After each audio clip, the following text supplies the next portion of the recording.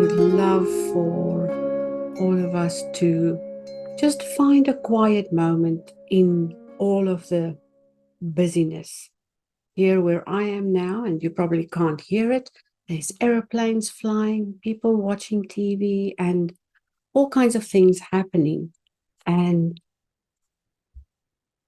I'm trying to center myself and come to this point where we can relax.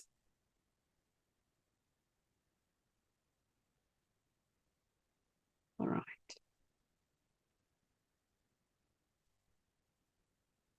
So it's been a hectic, busy month, hasn't it?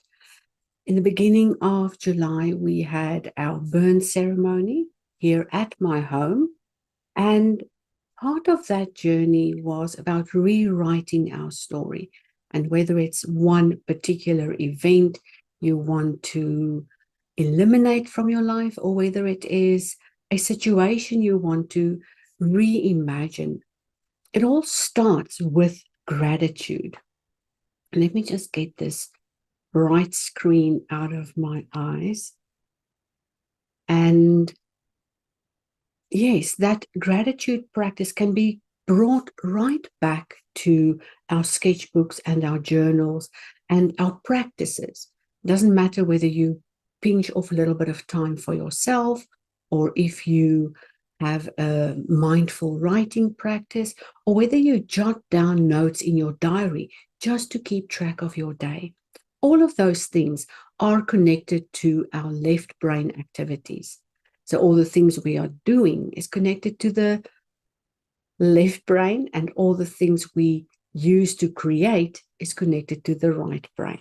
So another part of this month's things was that self-mastery and transformation journey. And for that, we had the 30-day self-mastery companion document that you can still download from the Sketchbook Journal group. If you're having trouble to get that, just let me know and I'll add a link in the comments. And I was thinking we could tilt the camera over to the working space so that we can start a creative gratitude practice. Now, whether you've got the Powerful Floral Remedies coloring book or not, you can still download that document so you have a 12-page sample to work on. I'll be honest, I can't remember what florals we shared in the 12-page freebie, but I'll open up to the first uncolored page and start coloring in there. And just while the camera is on the work area, just simply go over a few ideas about what creativity and gratitude means and what the connection is between the two, and how we can use that in every single day to uplift our lives and make things better. So I'm going to make you a little bit dizzy, so hang on. Grab those books and something to drink, something to eat, something to snack on, whatever you feel like doing. So what I've got here is just a simple pencil case with coloring pencils. These happen to be water soluble. And I do have a paintbrush. I do have some watercolor supplies here, very basic. And we might not even get to that, but let's open a page and just relax for now. Just a couple of minutes, that mindful page through to whatever you want to color in tonight. You'll notice I have filled in some of the pages. All right, my first available page is the Angel Trumpet. And wherever you are in your journal, just grab that page and let's talk about creativity and gratitude. Now, the way I've seen this connection happen is when I immerse myself in thought, not necessarily to eliminate thought, but to be a little bit more constructive, a little more geared towards thinking clearly, it became really apparent that this mindful coloring practice really helped my brain to settle in and unwind. And the reason why that is so important is because we cannot think in a cluttered mind. So let's bring you down a little closer to my working space, just so that you can see what's happening. I wish I had the technology and the know-how to have multiple screens open, but right now I just don't have the bandwidth to learn anything new. So this creative practice helps you to settle your mind, to also gain a little bit of clarity, to calm that central nervous system, and to also engage in another part of the brain where we almost tap into our childhood. Now, when we were children, we would color in all the places and color on top of all the surfaces. And it didn't even matter. And unless you had a mum that was really upset about you coloring all over the place, I would not even worry about coloring anywhere you want to right now.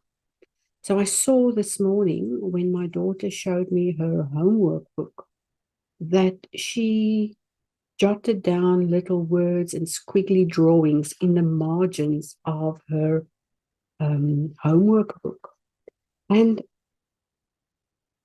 it got me thinking that if a child has the capacity to tap into their creative side by drawing little drawings on the margins inside a logical thinking homework book, then in that moment, she must have needed some comfort or distraction or some way to ease her distress. And that makes me really happy that she had that presence of mind to go into that calmer place and, you know, do something other than act out like most other children.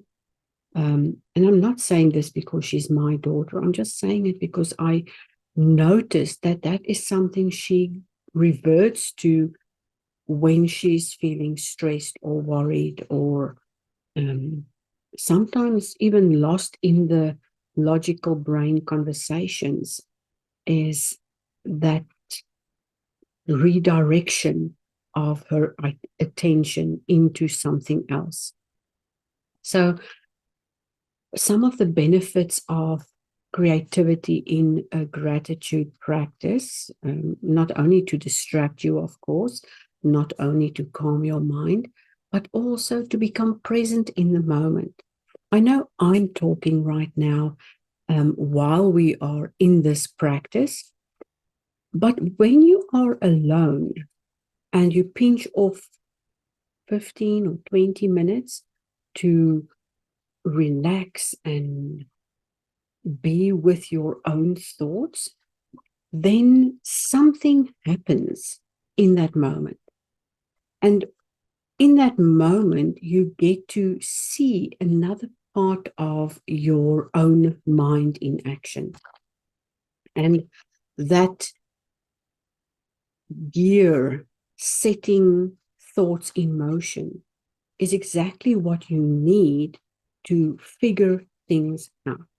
So I heard from someone in our community earlier today that she feels like she doesn't have a say in her own life, like everything is being dictated for her, that she's always having to listen to managers and bosses and supervisors above her. And it feels like she can never make any choices for herself. And what did I suggest? Well, I suggested that she takes up a creative practice like this one, because in that moment where you are alone with your own thoughts, alone with whatever you are coloring in, alone with a mindful practice, you get to make every single choice there is to make.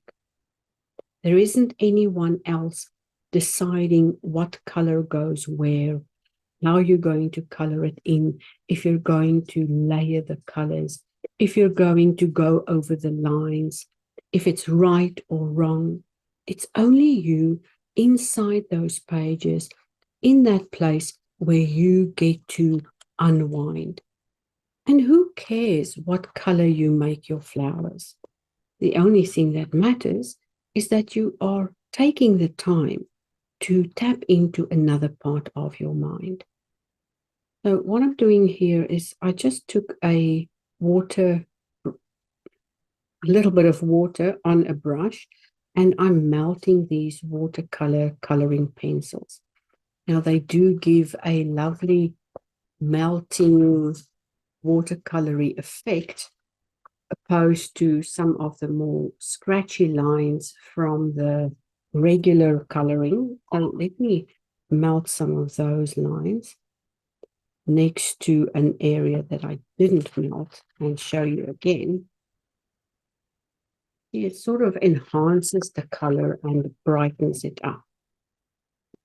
Now, of course, none of this is technically correct, because this is my playtime tonight, where I also get to tap into the other side of my mind. So, this month in the gratitude practices and the busyness of life, a lot of things happened. And while we are busy, we sometimes forget that self-expression is part of our human nature. And some days you might be exhausted from all the things you've attempted, or all the things you've done, all the things you've put on your plate.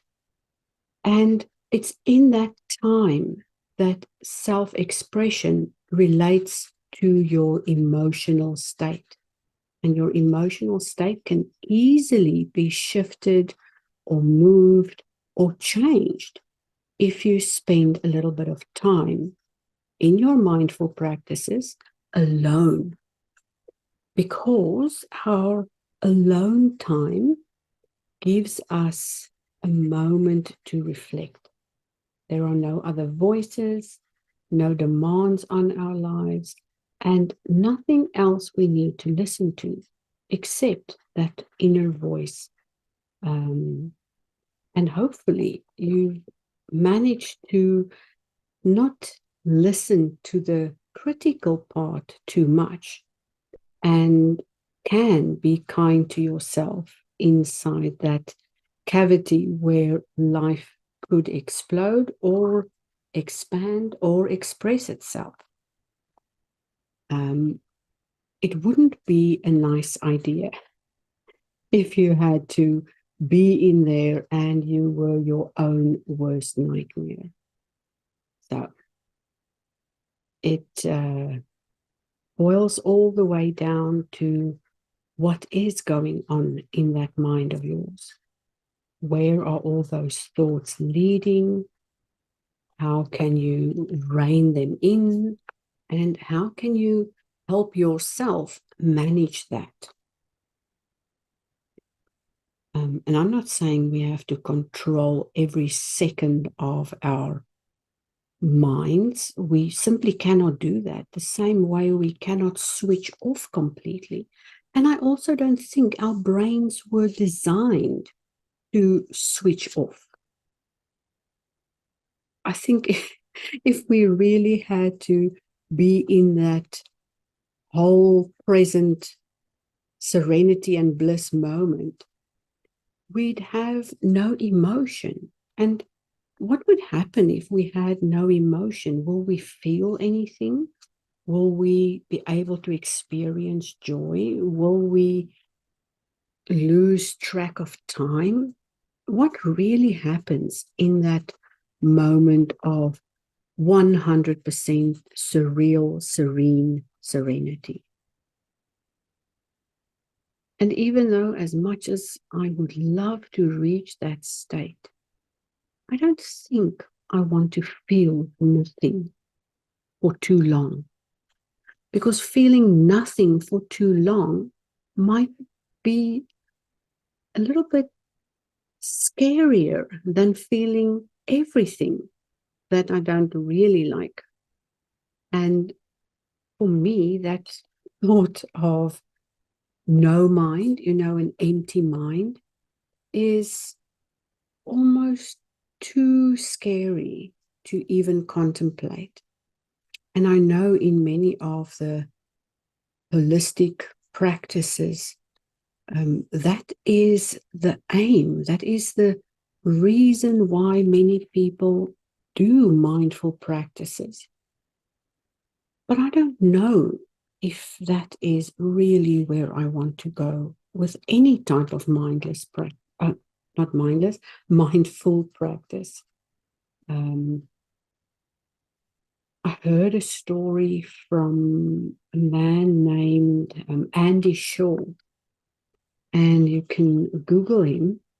Now, he had a program called A Bug-Free Mind, and he taught that to many schools and to his children and to business colleagues. And what it basically boiled down to was that if you can hold a thought for 30 seconds or more, then you are in full control of your mind. Now, you can test yourself on this. Set your mobile phone, not now, later, not now, later.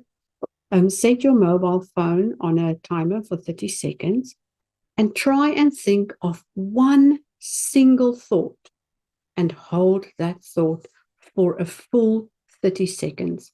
You're not allowed to have your mind wander into any other areas, into any other thing.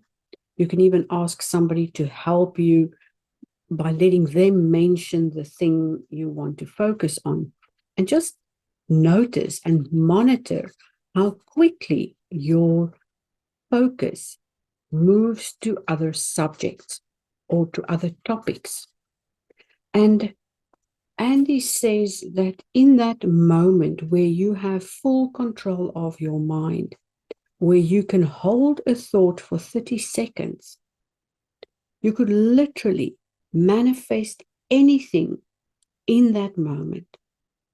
And it reminds me that our brains are like this massive machine churning out one thought after the other. And without considering whether you like it, whether you want to keep it, whether it is something useful or helpful, your brain just spits it all out and leaves it up to you to interpret. And that is where the big problem comes in, is we place a certain interpretation on certain aspects. And because I have one interpretation for something and somebody else has an interpretation for something with a different viewpoint, it doesn't mean that any one of us will be wrong. It just means that we think about things a little bit differently. And it's in that difference that we can learn from each other. Not judge the other person why they have a different thought or be in conflict with seeing an alternative way of thinking, but to step into that just for a few minutes and see, test it out, feel if that might be something worthwhile listening to. I am by no means the expert on anything, even though I sometimes feel I need to be. But I always have this idea in my mind that I want to come to any place with enough emptiness so that I can learn, instead of going there all full and not enjoying the whole experience. And I think a lot of that is how I perceive mindfulness as well. It's not about only fostering a deep appreciation for small moments or to boost overall happiness and reduce stress. I think it is about tapping into the thing you're doing, whether you are writing, whether you are drawing, whether you are doing art, photography, music, cooking, whatever it is you do, that thing is helping you paint a picture of the life you want to live. And if we are critical in that mind and judging our every move and not being our own best friend, we lose track of how we can help ourselves. And we become lost in those moments where we begin to believe all the things that are not true about our own journey. I'm often drawn to this mindful act of cooking in particular because we love cooking as a family, not always together. There's not enough room in my little kitchen for that. But the act of making something special for somebody else to eat, the act of being present and sharing, talking about our day, giving each other comfort, hearing what happened in the other person's life is almost something that has sort of disappeared in our homes because there's always this distraction with other things. And having a cooked meal with loved ones feels like some mindful thing we could do together. And also because doing that means I'm feeding my family, I'm nourishing their bodies, I'm nurturing their most basic need, and that is to have food. And for the same reason, I love cleaning my home because I know my family will come home tonight or this afternoon and we will all enjoy the benefits of a home that is taken care of. Someone said a while ago that they don't even bother anymore. They'll do it every now and then, or when something gets in their way, they'll sort of clean that spot in their home. And then I wondered to myself, why on earth would somebody not want to take care of their living spaces, of their environment, of the place where they get to be themselves or experience some aspect of life that is so deeply and truly unique and sacred in a sense. it blows my mind that they lost that need to take care of their home.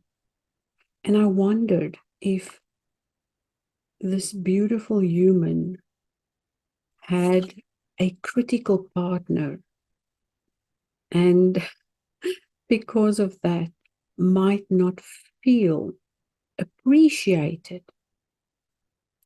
And even if it is your job to clean the house or to do the laundry or to be with your children or to, I don't know, all the things we assume is our jobs. What if we could look at it as something we want to do because we care about the other person? We care about the people who is receiving it on the other end.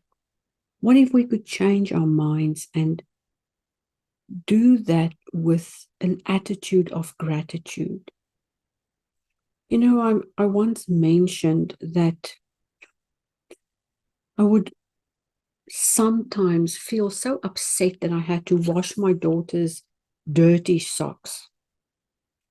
And then I realized she played outside and had fun. Who am I to now be angry that her socks got dirty? Couldn't I enjoy the fact that she had fun? And the minute I did that, the minute I changed my mind about the dirty socks and started experiencing it from a point of what it meant to her in the moment that she made the socks dirty, did I realize that it is not the way we see things, it's the way our attitude is towards those things that really affect it the most. And if we could see and could tap into that in every aspect, I believe we could find a million things every day we could be grateful for. And I'm not by any means excusing anyone's bad behavior by bringing it back to, oh, I should be so grateful because. As there simply is no excuse for those who treat us less than kind. And if they can't see the benefits of seeing how to be grateful, or at least try and be a little bit grateful, then I am not going to push that on them. You see, the things that happen in my life is my business. And whether that person is in it or not, their attitude and their interpretation is their business. And I don't have a place or a say in how they perceive life. It's up to them to figure that out for themselves. And it's often sad or hurtful to see those people suffer because they can't see gratitude or they can't experience joy. But the minute I start interfering, they will probably pull back. And it's in that moment where they pull back that the battle is almost lost. So we can fight thunder with thunder, but some thunder bring rain and others bring lightning. If we can keep that in mind, we'll be so much better at bringing the right kind of thunder to the party. So in the last couple of minutes, let's reflect on the things that happened this month that we can be grateful for. We have about 10 minutes left, and I'll flip the phone back up and say goodbye before the time runs out.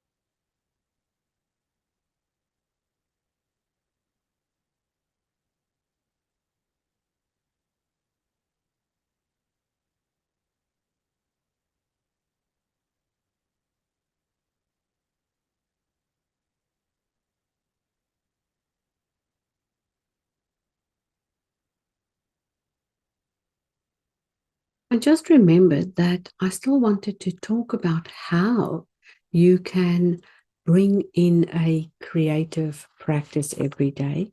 So I've mentioned the cooking, and in that aftermath of cooking and enjoying dinner together, I also believe that washing the dishes by hand is a mindful practice where I can go through the things I'm grateful for.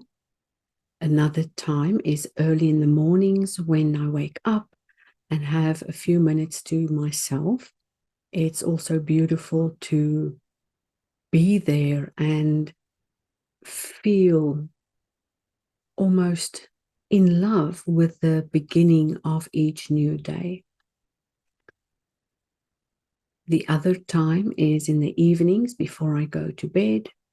So many of us, and I am also guilty of this, go to bed with the television on.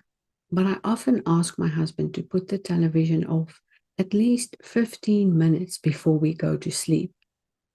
Or I will put my earplugs in and disconnect from what's going on the screen and simply go within and try and see the grateful moments throughout each day.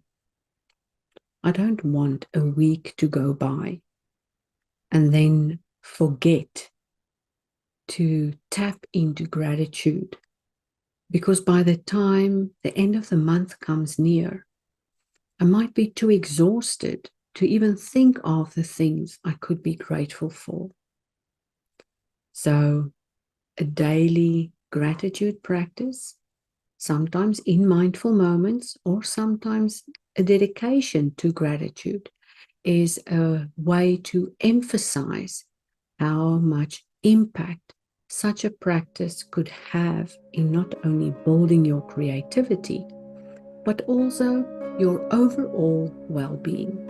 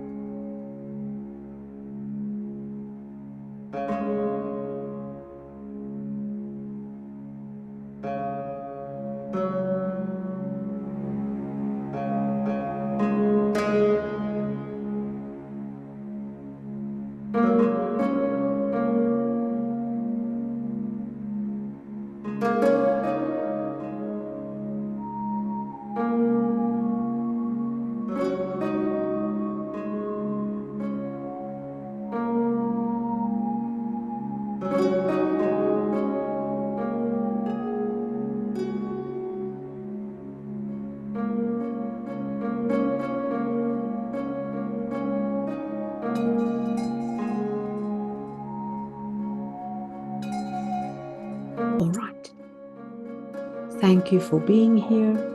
It was beautiful to see everybody. I see a couple of names that I haven't seen in a while, and I'm so deeply grateful. Let me bring the camera back. There we are.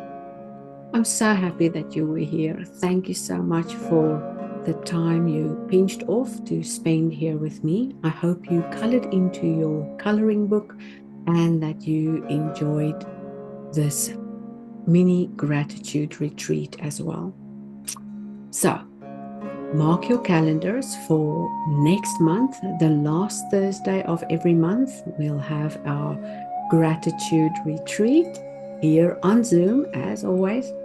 And bring whatever books you have and coloring utensils and watercolors and something warm to drink if you live in a cold place. I wish that Victoria's winter would go by now. I am in the mood for some summer days. All right. All the best and all my love. Always eternally grateful for you. Until next time. Bye, everybody.